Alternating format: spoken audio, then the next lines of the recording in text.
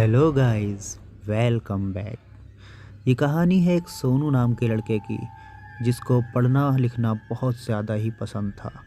वो अपने घर में अकेला रह कर के पढ़ना चाहता था, लेकिन उसके घर में उसके माँ बाप, उसके छोटे भाई बहन वो उसे पढ़ने नहीं देते थे। किसी न किसी काम में उलझा कर रखते थे। इसलिए वो कोई ऐसी जगह की तलाश कर रहा था जहाँ वो अकेले बैठकर लंबे समय तक पढ़ सके। वो कई बार अपने घर के आसपास के पार्कों में भी बैठकर पढ़ना चाहता था, लेकिन वहाँ भी कोई जॉगिंग करने आता था, कोई खेलने आता था। इस वजह से वो नहीं पढ़ पाता था। एक रोज़ सोनू अपने स्कूल से घर की तरफ आ रहा था। रास्ते में उसने एक बहुत ही घना जंगल देखा। सोनू ने सोचा कि इस जंगल में पढ़ना कैसा होगा, लेकिन अगर यहाँ कोई जंगली जानवर हो तो ये ख़तरनाक भी हो सकता है। लेकिन फिर भी सोनू उस जंगल के अंदर घुस गया। उसने वहाँ जाकर देखा, एक बहुत ही पुराना टूटा फूटा सा उसे महल सा नज़र आया। सोनू उस महल के अंदर चला गया और उसने वहाँ जाकर के देखा कि कमरों के अंदर खिड़कियाँ टूटी हुई हैं। दीवारों पे भी काफ़ी धूल जमी हुई थी, लेकिन अकेले रहकर पढ़ने के लिए वो जगह सबसे बेस्ट सोनू को लगी। इसलिए सोनू ने फैसला किया अब से वो वहीं पढ़ा करेगा।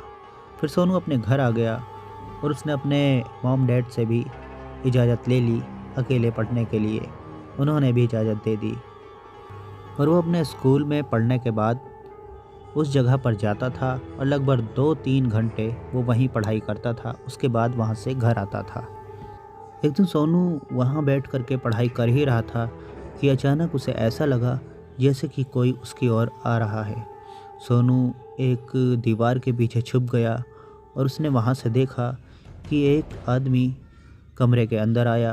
उसने एक कोट पैंट पहन रखा था और एक वाइट कलर की हैट लगा रखी थी, और वो कमरे के अंदर आ कर के एक टूटी हुई कुर्सी को उठाकर उस पर बैठ गया।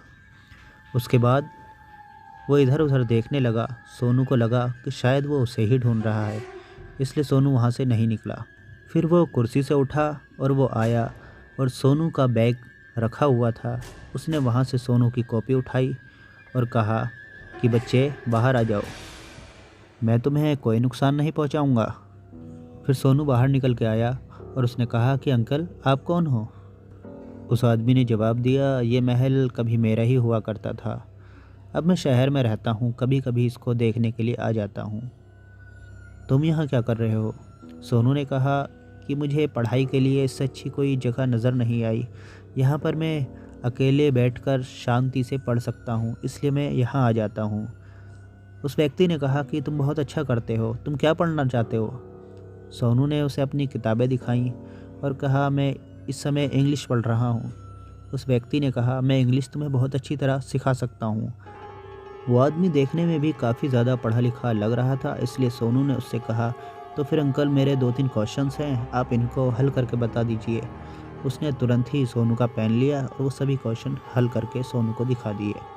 सोनू ने कहा कि अंकल क्या आप रोज़ यहाँ पर आते हैं? उसने कहा नहीं नहीं, मैं तो कभी कभी यहाँ पर आता था, लेकिन अब से मैं यहाँ रोज़ आया करूँगा। अगर तुम पढ़ना चाहते हो तो मैं तुम्हें पढ़ा सकता हूँ। सोनू रोज़ाना स्कूल के बाद उस जगह पर आ जाता था और फिर वो व्यक्ति भी वहाँ पर पहुँच जाता था। वो व्यक्ति सोनू को बहुत ही मेहनत से और लगन से पढ़ाता था। उसने वो जगह भी एकदम साफ़ कर दी थी। सोनू को स्कूल से जितना भी होमवर्क मिलता था, सोनू वहीं आकर के होमवर्क पूरा करता था, और अब वह 5-5 6-6 घंटे भी वहीं रुक जाता था।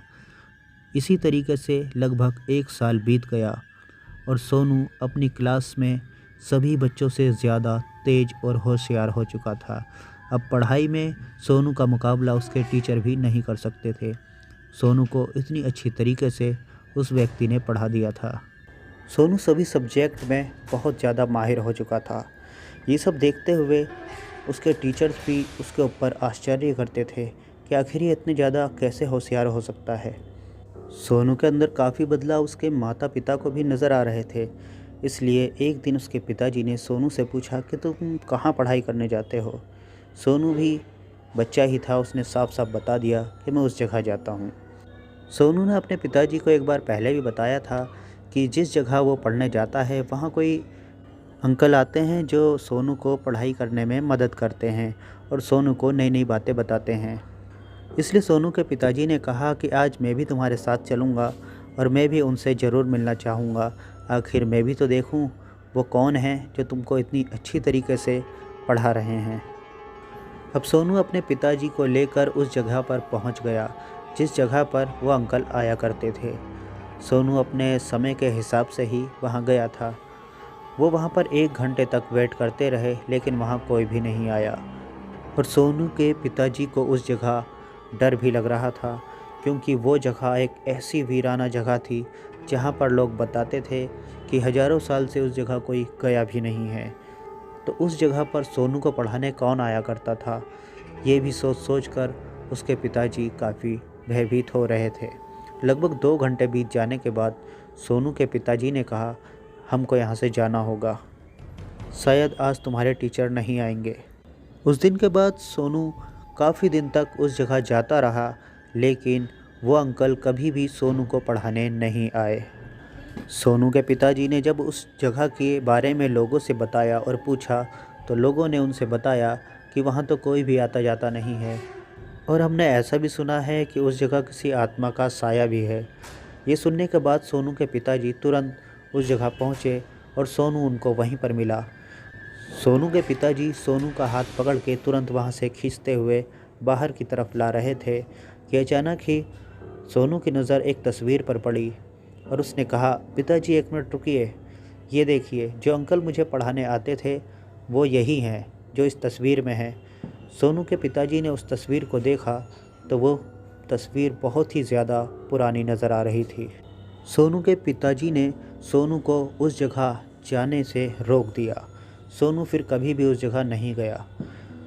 जब सोनू के पिताजी ने उस तस्वीर के बारे में लोगों से पता किया तो काफ़ी समय के बाद उन्हें ये पता चला कि वो तस्वीर उस घर के मालिक की है जो अब से काफ़ी सालों पहले ही मर चुका था। फिर सोनू के पिताजी सोनू के ऊपर नज़र रखने लगे और उन्होंने कभी भी सोनू को उस जगह नहीं जाने दिया। लेकिन अब सोनू इस काबिल हो चुका था कि सोनू को उस जगह जाने की कोई ज़रूरत भी नहीं थी। मतलब कि सोनू बहुत ही ज़्यादा इंटेलिजेंट बन चुका था और सोनू अपने क्लास के बच्चे ही नहीं जो उसके टीचर थे, टीचर से भी ज़्यादा अच्छा पढ़ा लिखा इंसान बन चुका था। स्कूल में सोनू की पढ़ाई की मिसाल दी जाने लगी। लोग दूर दूर से सोनू से मिलने आने लगे।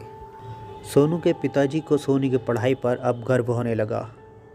सोनू के पिताजी भी चाहते थे कि सोनू बहुत ज़्यादा अच्छी तरीके से पढ़े और आज सोनू इस काबिल हो चुका था।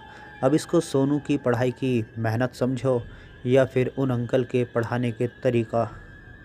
हम सोनू को पढ़ाने वाले अंकल को अंकल ना कहकर अगर किसी आत्मा का भी नाम दे दें तो भी ये गलत नहीं होगा। सोनू की इस कहानी को सुनकर और भी बच्चे मेहनत से पढ़ाई करने लगे और काफ़ी अच्छे रिज़ल्ट लाने लगे और कहानी यहीं पे समाप्त हो जाती है। Thanks for watching, bye bye.